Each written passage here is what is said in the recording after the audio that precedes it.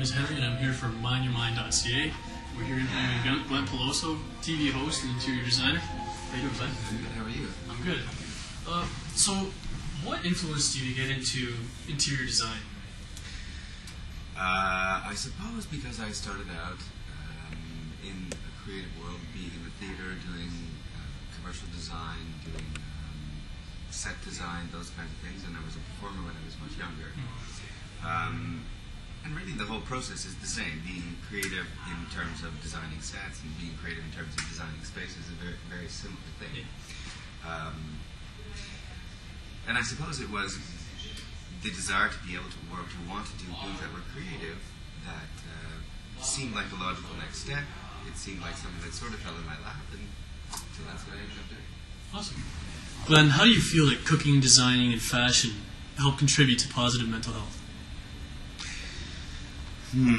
Well, certainly you have to eat in order to feel well. Makes sense. So that makes good sense.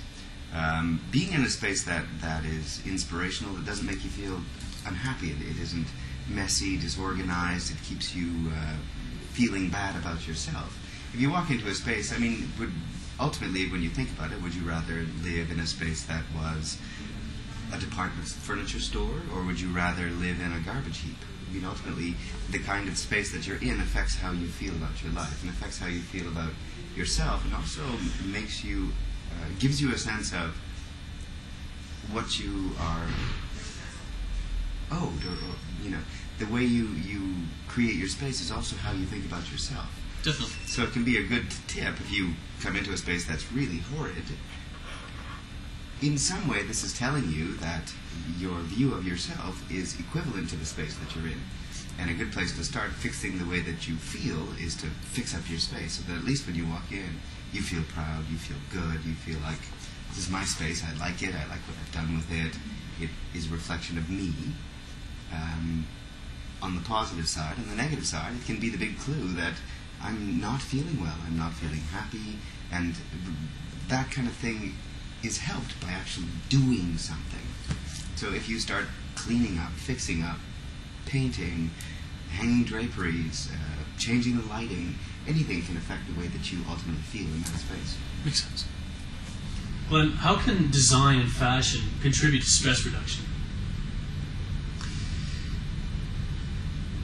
Well, I don't think that we need to even be that specific. I mean, certainly it provides you with a creative outlet. It gives you something to do. It's a personal expression, and by doing that, you can ultimately. I mean, people are frustrated to a degree because they can't say what it is they want to say. They can't be who they want to be, and they're in process of trying. Certainly, as a youth, you're in process of trying to figure out, who am I? What is my personal expression? How do I want to present myself to the world? And to a degree, that process is like trying on a bunch of different shirts. Is this the one? Does this describe me? Does this describe me? Does this describe me? And every time you are trying to figure that out, you're going through a creative process. If ultimately you allow yourself the freedom to be able to create, it ultimately expresses who you are. Once you've done that, then you start to feel good about who you are, and it allows you a certain confidence to come up with something that is original, that is unique, that is something that you want to say. How do you do it with your stress? Wow, in lots of ways. I go to the gym a lot because I find that a really good stress reliever. Physically doing something just relaxes you. It gives you some sense of focus. I have been involved in lots of different meditation type courses.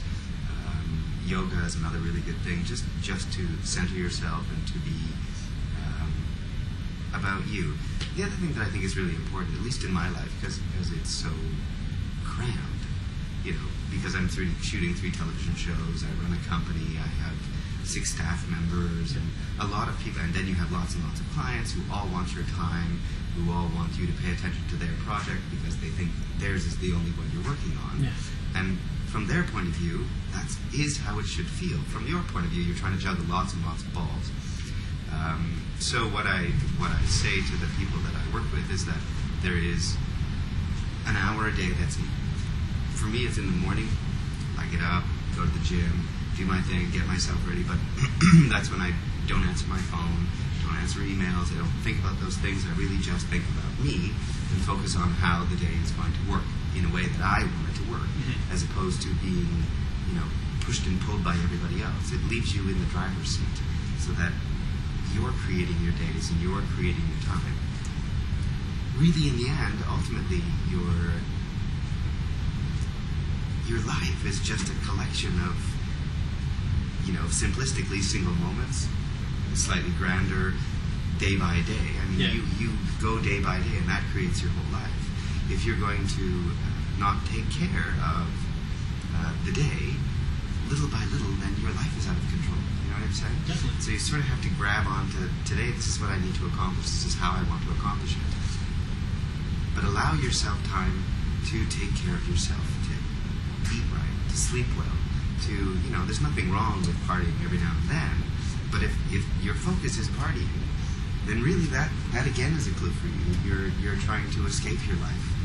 I don't want to live in the real world as a sane, sober person. I want to live in some drug-induced place or in some alcohol-induced place or some way to escape what is my reality. But the sad thing is that reality of what is, even though you're self-medicating with drugs or alcohol or whatever your thing is, when you come down, it's still going to be there. And probably a lot worse, too. It is going to be worse because you're also going to feel like shit while you still have all the problems that you had before you got high or if you got drunk or whatever your deal was. Better just to sort of go, you know what, it's okay to blow off steam every now and then and, to have fun in a way out kind of way, but attack what it is that your problems are so that when, you're happy, you're not using things like alcohol to get happy. You're using them as an augmentation to what is currently your happiness. But you need to find your happy quotient first, and then you can play around from that, Yeah, definitely. In the same way, it's exactly the same way that you think about designing a room. I got this box. Now I can do anything I want in this box, but for sure I'm comfortable that I have this box, and that's what I'm going to play in. If you don't have anything, if you're just in a field and then you have to